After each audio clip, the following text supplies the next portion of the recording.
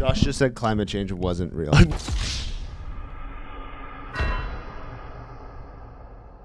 No, you told me to disagree. No, you said that climate change wasn't real. I actually don't think that. I love it that Alex is going to see this out of context. Yeah, literally. He's going to be like, what?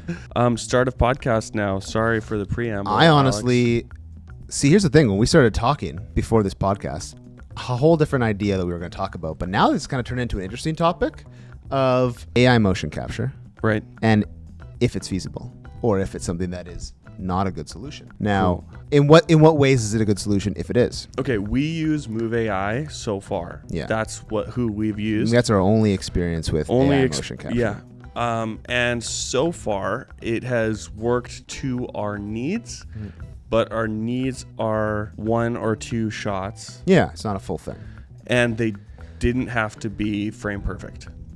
Correct. Like there was leg drift for sure. The nice thing about the MoveAI one is if you just want that raw capture with some mistakes is fine. It can automatically export that FBX file and you can just convert that directly to your 3D software. That's amazing.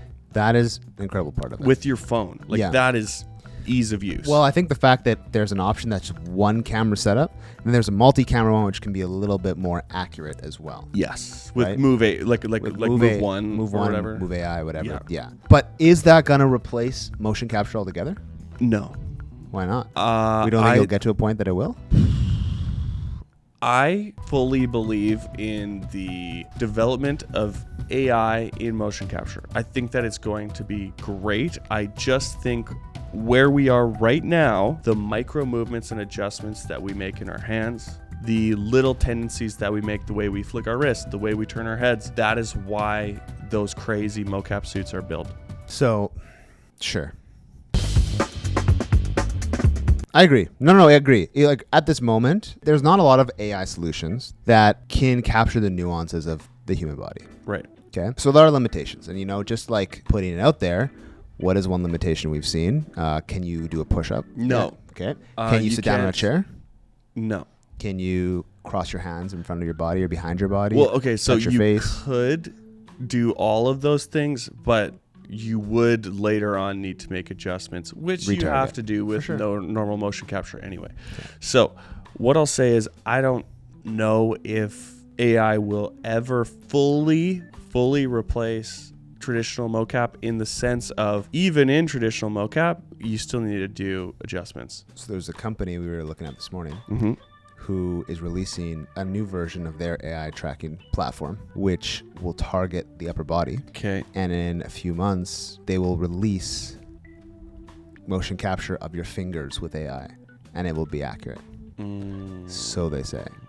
What's it called? Can we say? It's called Radical Motion. Okay. We did a demo with them to try it out, and it worked. It's pretty impressive. Now, here's the thing that's interesting is the way that AI works with motion capture is different across the different platforms that use it. Okay. So from what I understand, there's a predictive AI element in their motion capture, which would allow you to fill in the gaps rather than just using AI to track your motion. Does that make sense? So, whereas some AI motion capture platforms, yes, you move and it uses AI to follow what you're doing, right? And turn you into a skeleton. Yeah. Whereas this... And then it misses some frames sometimes, and then it just fills in the gaps. Correct. Because it's like, I don't know. And that's where you get the weird bloops. Exactly. Whereas this uses predictive AI elements. So if you make a weird movement and it sees your hands going there, it's going to automatically adjust it and properly finish that move so there is no weird bloops. Because this company doesn't have drift on it, which is kind of interesting. Okay. So there's some that have drift. I would have to test that. I would like to test it. I don't trust that. I would love to be proven wrong. We're going to do a demo then. Okay, let's do a demo. Because it's interesting. Because saying, like, I don't know, I just think blanket statements like there's no drift on a motion capture. Not saying that you're saying that. This company doesn't have drift on it.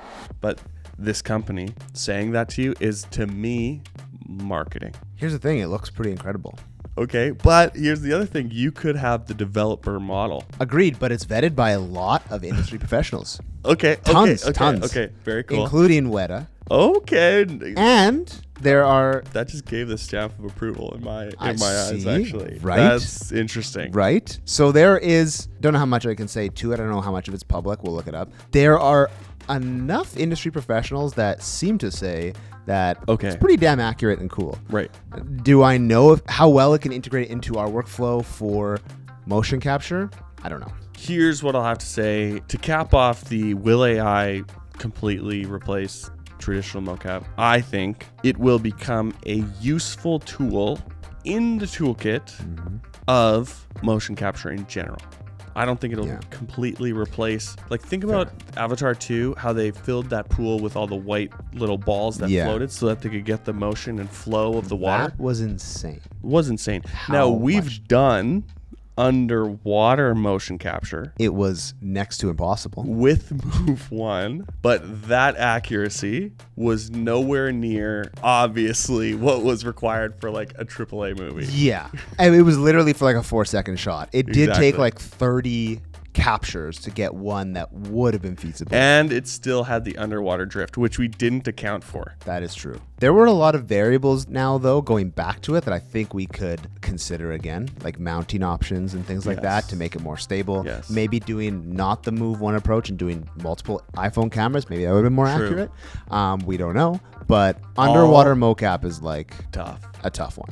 All I've got to say about the underwater mocap we did was, when you're in a pool, obviously you feel the subtle current of like, they need to keep things moving because, you know, there's chlorine, whatever. I had no idea how strong the current of a pool is until we did underwater motion capture. And I looked at myself on the screen after we had captured it, and I was literally doing this. Like, I was doing my movement, but my body was doing this. Oh, sure. I just thought you were trying to say you don't know how to swim. But I guess that makes sense too.